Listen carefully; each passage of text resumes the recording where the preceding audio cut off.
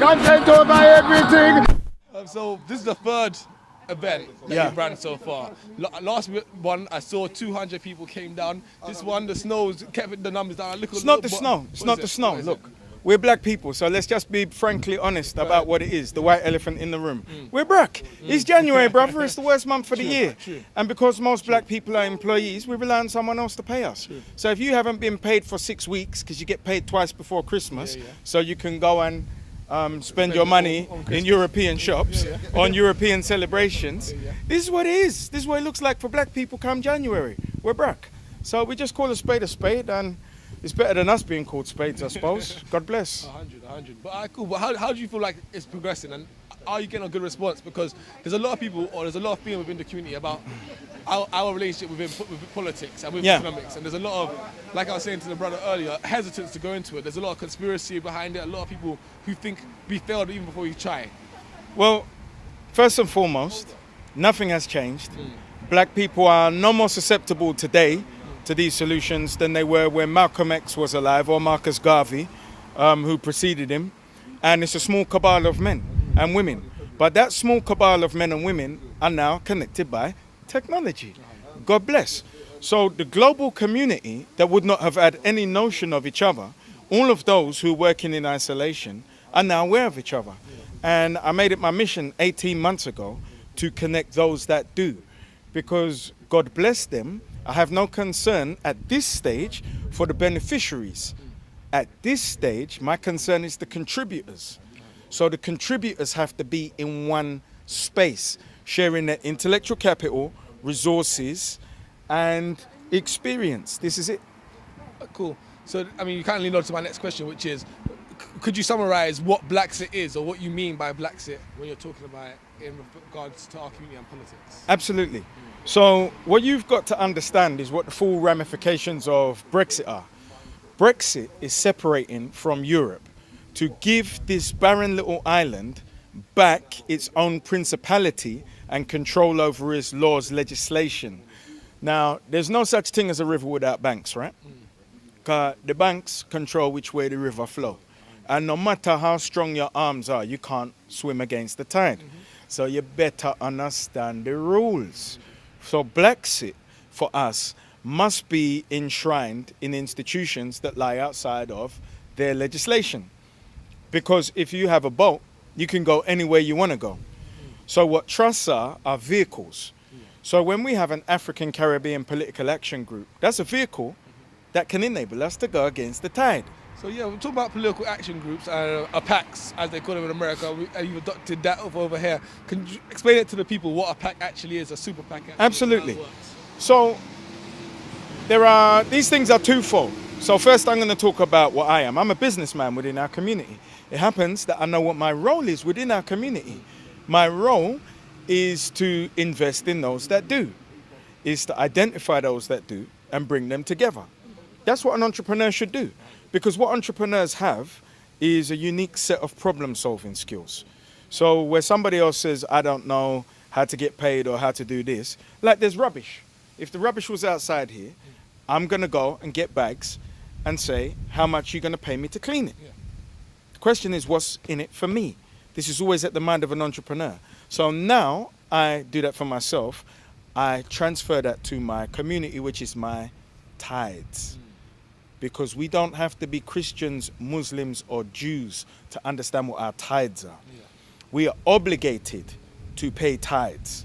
We are obligated to uphold, promote, and preserve our culture. Now, we can't do it by ourselves, which means we need those who can do it within their halls of power. So our role is to play the shadows, identify the talent, groom the talent, enable the talent, and introduce those who are going to make their journey seamless into the halls of power, so that the halls of power come to reflect our mind's eye and what we need to be done to get the resources out of the door for us. So I don't care what your brand is. You could be wearing Puma, you could be wearing Nike, I could be wearing Adidas. If your foot stink when you come in my room, you can't come in my room because you're not doing what I need you to do, which is have clean foot. And people come in our community with their dotted foot, that stinks. And we have no control over it because we're more worried about the brand of their trainers.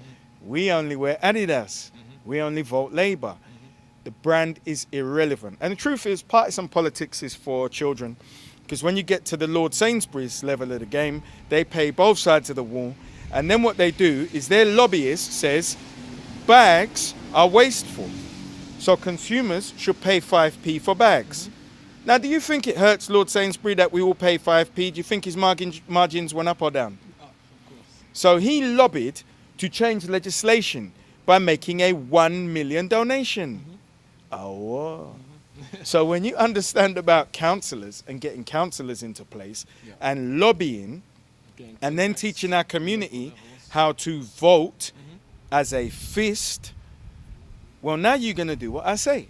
So when I come to you and say we'd quite like this publicly owned building, just transfer over the deeds. Don't even worry about it. We got full use. We're going to have rites of passage, supplementary schools, community meetings. And you know what? They're going to do it. Because if he doesn't, somebody else will. And do you know what politicians want ultimately? To get paid. So they can go and explore their strange sexual proclivities with boys, girls, animals, or dead bodies. It is what it is. And you know what? I can say what I like because nobody's going to fire me. It's okay. So where my political colleagues can't speak, I can. And it's okay. Look, we have to be honest. Europeans, especially in political halls, are sexual perverts. And it's well known. It's also well known that the government protected a list of 140 paedophiles. And there's nothing we can do about it because we're not organized. So, understanding that our children may be the victims in these homes, we are obligated to protect them.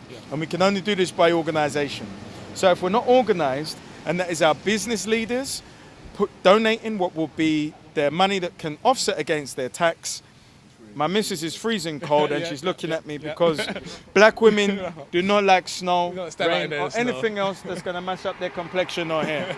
So my brother, who is my MI5, MI6 officer in the halls of black power. Now, African Freemasonry. Be specific.